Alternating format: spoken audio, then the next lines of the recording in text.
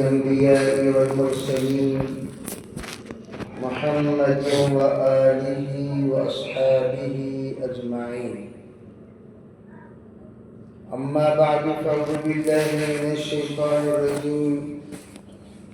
بسم الله الرحمن الرحيم. اقرأ باسم ربك الذي خلق خلق الإنسان من علق اقرأ وربك الأكرم الذي علم بالقلم علم الإنسان ما لم يعلم. صدق الله مولانا العظيم.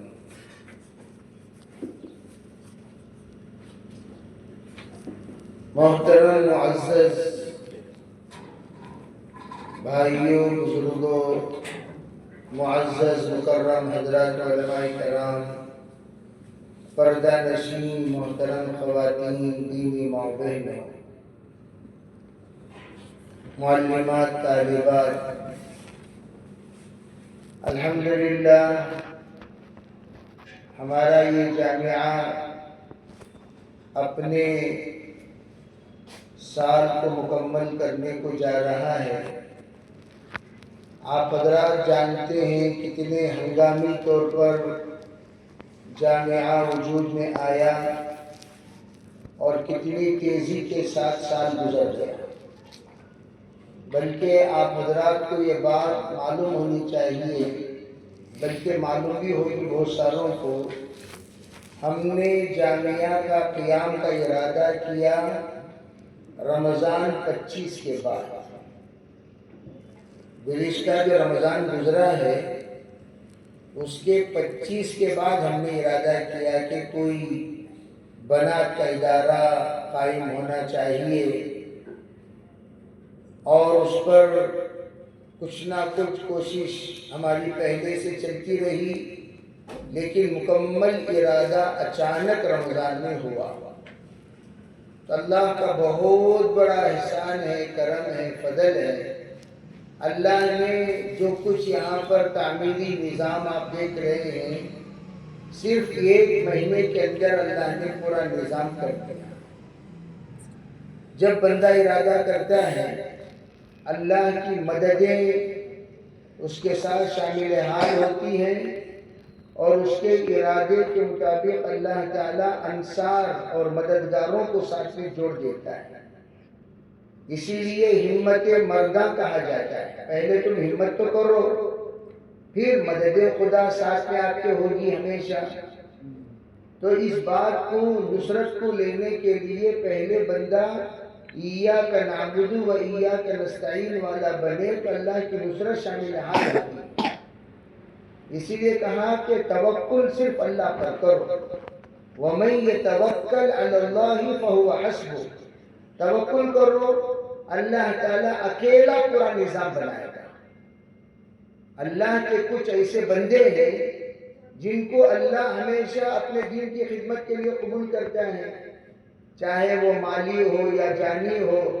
کوئی بھی معاملہ دین کا پیش آئے، وہی بندوں کو اللہ تعالیٰ بار بار قبول کرتا ہے. ایک بات آپ حضرات یہ ذہن میں رکھ لینی چاہیے، کام کرنے والوں سے اللہ کام لیتا ہے.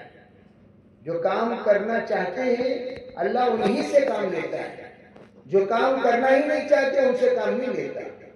اس لیے جو لوگ سست ہیں اور جو عذر پیش کرنے کے عادی ہیں، جو لوگ وقتاً فوقتاً بار بار اعذار پیش کرتے رہتے ہیں، یہ مجھ سے نہیں ہوتا، یہ مجھ سے نہیں ہوتا، یہ مجھ سے نہیں ہوتا، ایسے لوگوں سے کچھ بھی نہیں ہوتا. جو بار بار عذر پیش کرتے ہیں، نہیں میرا یہاں درد، مجھے وہاں درد، مجھے یہ تکلیف، مجھے وہ تکلیف، مجھے یہ عذر، مجھے وہ عذر. آج کل عذر پیش کرنا، خصوصاً جھوٹا عذر پیش کرنا، یہ لوگوں کی عادت پڑ گئی. جھوٹا عذر پیش کرنے کی عادت پڑ گئی. اور جو جھوٹا عذر پیش کرتا ہے، اللہ نہ کرے، اللہ نہ کرے، وہ معذور ہو جاتا ہے. اسی لیے کہا جاتا ہے بے عذر پیش مت کرو، نیت کرو، ارادہ کرو، کوشش کرو. اللہ تعالیٰ اپنے فضل سے کام لینے والا. ایک بات تو یہ. دوسری بات، اپنی بچیوں کی تعلیم یہ اتنی نازک معاملہ ہے. لڑکوں کی تعلیم تو کسی نہ کسی طریقے سے مار کر، ڈانٹ کر، ڈپٹ کر اور زبردستی سے ہو جاتی ہے، لیکن لڑکیوں کی تعلیم بہت نازک ہے، بہت نازک. ان کی نزاکتیں ایک طرف، ان کی شرارتیں ایک طرف. ایسا نہیں کہ ہم نے پہلے لڑکوں ہی کا تجربہ زیادہ ہمیں ہے. 25 سال تک تو ہم لوگ صرف لڑکوں ہی میں رہے، لڑکیوں میں تو کوئی رہے ہی نہیں. لیکن لڑکیوں کے مدرسے کے افتتاح کے بعد وقتاً فوقتاً جب ان کی شرارتیں، جب ان کے ہنگامے، جب ان کے غلاٹے، جب ان کی باتیں، جب ان کا شور، جب ان کا دوڑ، یہ سب کی کارگزاری آتی رہی تو حیرت ہونے لگی کہ بھئی ماشاءاللہ لڑکیاں بھی لڑکوں سے کچھ کم نہیں ہیں، بچیاں بھی بچوں سے کچھ کم نہیں ہیں. یعنی وہ جو کہا جاتا تھا طلباء کا مزاج، وہ طلباء کا مزاج ہی نہیں، طالبات کا بھی وہی مزاج ہے. تو خیر بچے بچے ہی ہوتے ہیں، بچوں کو بچوں کی طرح ہی ہینڈل کرنا چاہیے. عام طور پر مدرسے جہاں ہوتے ہیں وہاں کے مسجد والوں کو مدرسے کے طلباء سے بڑی شکایت ہوتی ہے. بچے یہ کرے، بچے وہ کرے، بچے دوڑے، بچے. میں ہمیشہ کہا کرتا ہوں بھئی بچوں کو بچوں کی نظر سے دیکھو، بڑوں کی نظر سے نہیں. مدرسے کے بچے فرشتے نہیں ہوتے، مدرسے کے بچے بھی انسانی ہوتے ہیں، ان سے بھی ہنگامے ہوتے ہیں، غلاٹے ہوتے ہیں، شرارتیں ہوتے ہیں، دوڑنا توڑنا سب ہوتا ہے. ان کو اس نظر سے دیکھو. آج جتنے علماء آپ کے سامنے موجود ہیں بڑے بڑے بن کر، ان سب کی پچھلی کارگزاریاں سنو. سب غلاٹے کرنے کے بعد ہی غلاٹے سنبھالنے والے بنے. پہلے ہنگامہ خود کیا، بعد میں ہنگامہ کو سنبھالنے والے بنے. پہلے دنگا خود کیا، پھر دنگے کو سنبھالنے والے بنے. ایسا ہی ہوتا ہے بچوں کا. بچوں کو بچوں کی نظر سے دیکھیں گے. ایک صاحب کہنے لگے بھئی آپ کے جو محتمیم صاحب ہیں انہوں کیا شرارت کرے بچپن میں معلوم کیا؟ میں پوچھا کیا شرارت کرے؟ بولو بھئی.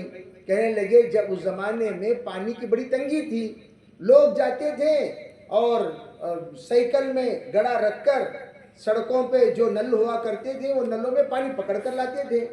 تو جب پانی پکڑ کر لاتے تھے اور لا کر کہیں پر، بلکہ یوں سمجھو پانی پکڑ کر سائیکل سٹینڈ لگا کر ادھر ایک گڑا ادھر ایک گڑا، جیسا پہلے رسی باندھ کر لٹکایا کرتے تھے، لٹکا گٹکا کر وہ بیچارہ اور ایک گڑا لینے جاتا تھا، تمہارے حضرت وہ سائیکل کو ڈھکل ڈالتے تھے. اب اتنے گالیاں سنتے تھے، وہ ڈھکل کر بھاگ جاتے، ڈھکل کر بھاگ جاتے. انتظار میں رہتے چھپ کر کوئی انسان اپنی سائیکل کو تیار کرے اور میں ڈھک لوں، کوئی عورت اپنا گڑا بھرے میں اسے اڈل دوں. اس طرح کی شرارتیں. اب آپ اندازہ لگائیے کیا یہ شرارت معمولی شرارت تھی؟ کیا ان شرارتوں پر معمولی باتیں سننا پڑتا تھا؟ کیا ان شرارتوں پر معمولی ہنگامہ ہوتا تھا؟ گھر کے اندر ہمیشہ ہجوم، لوگوں کا ہنگامہ، ارے تمہارا بچہ کیا کرتا، تمہارا بچہ کیا کرتا، تمہارا بچہ. ایسے انسان کو اللہ نے ہزاروں کا مربی بنا دیا. بچے شریر ہی ہوتے ہیں، فرشتے نہیں ہوتے. لیکن آج کا بچہ ہے کل وہ بڑا ہے، آج کی بچیاں ہیں کل وہ معلمہ ہیں، کل اللہ ان کو بہت بڑے مقام پر پہنچائے گا. ان کے ذریعے سے اللہ قرآن کی خدمت لے گا، حدیث کی خدمت لے گا، ہزاروں کی تربیت کی خدمت لے گا، دعوت و تبلیغ کی خدمت لے گا، ملکوں میں چلیں گے. تو اس لیے کبھی ہمارے حضرت ہمیشہ فرمائے نالائق. آپ نالائق دل سے کوئی بھی کسی کو نالائق کہتا ہے اس کام کے اعتبار سے نالائق. چائے اڈل دیا، کسی نے گرا دیا تو چائے کے گرانے کے اعتبار سے نالائق، کلیت نالائق نہیں ہے. نالائق من کل الوجوہ نہیں، نالائق اس فعل میں نالائق.